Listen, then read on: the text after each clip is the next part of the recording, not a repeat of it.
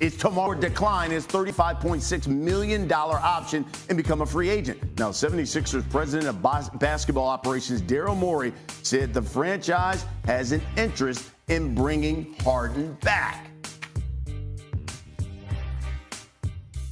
Okay, Wendy, you give us the very latest on what you're hearing on James Harden. Is this basically a no-brainer that this guy is going to opt out?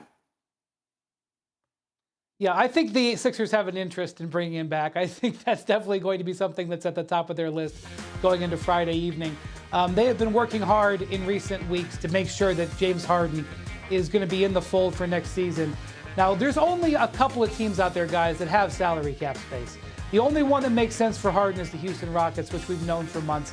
And the Rockets are out there, from what I am told, very aggressively chasing other free agents. They are not acting as if they think they're getting James Harden. To me, the question is going to be, if James Harden does indeed stay in Philadelphia, what's the contract? He's very likely going to opt out of his deal because he can get up to, I think, a $13 million raise. He took a pay cut last year. He's in position to get that money back this year. What kind of terms are the Sixers willing to offer him? He's eligible for a 4-year contract, but he is 33. I don't know if the Sixers can go there.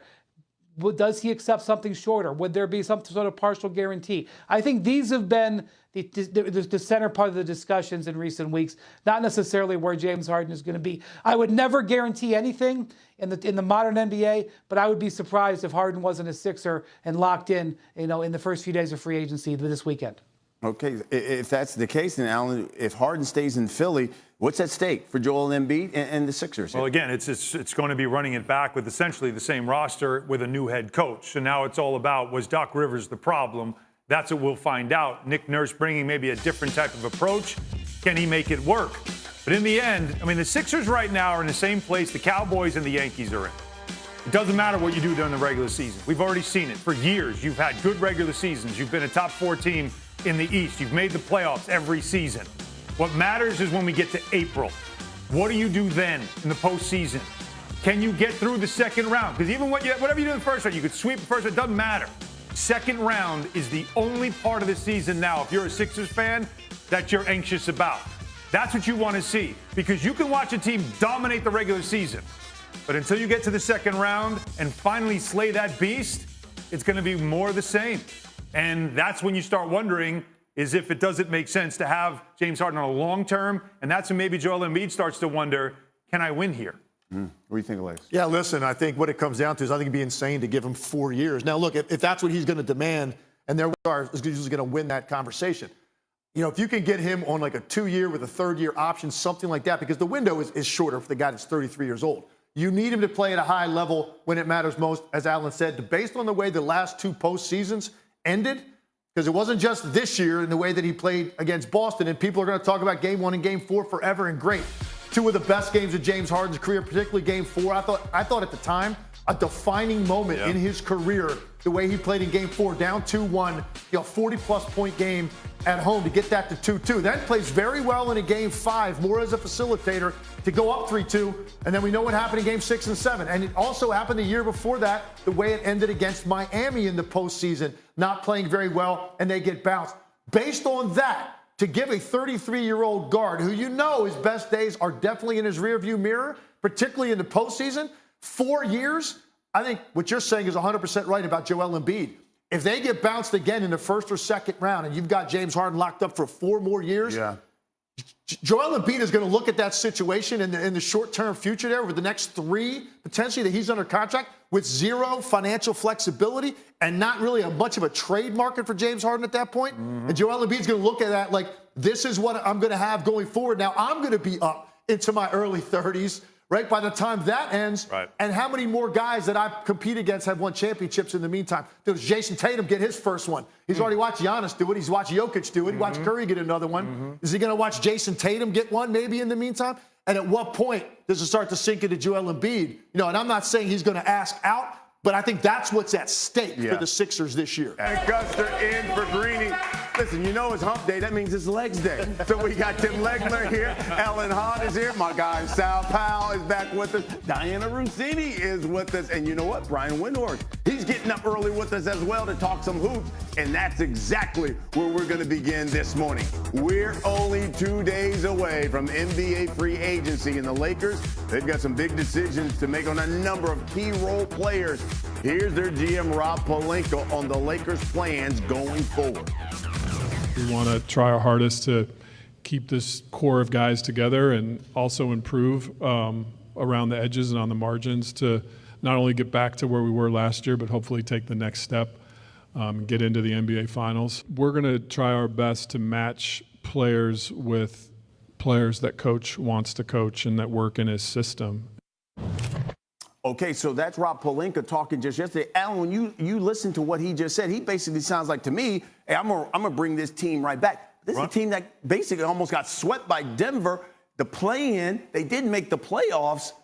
Is that a championship team? I'm telling you right now, you're going to think this is crazy, but that was a competitive sweep. I know that sounds ridiculous because it was a sweep, but it was a 24-point margin in 4 games. I mean, that was as competitive as you can be in getting swept.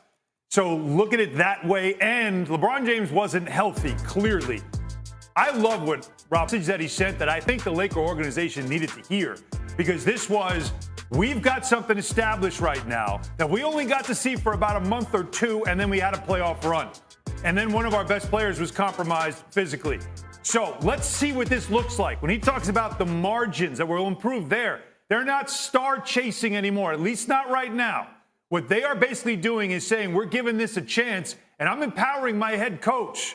This is all about now Darvin Ham, and this is saying, we're only going to get players that fit how he plays instead of getting whatever big name we can and telling our coach, make it fit. I love this. This is stability that the Laker organization really needs. And then when they get into the season, they'll have some flexibility, and they'll have the ability to maybe then say, all right, if this guy's available, let's go get him if it puts us over the top. Lex, would you? Yeah, look, I agree with everything he just said. And the other point here is when you start talking about players that Darvin Ham wants to coach, to me, that's making a statement how his approach was to the game.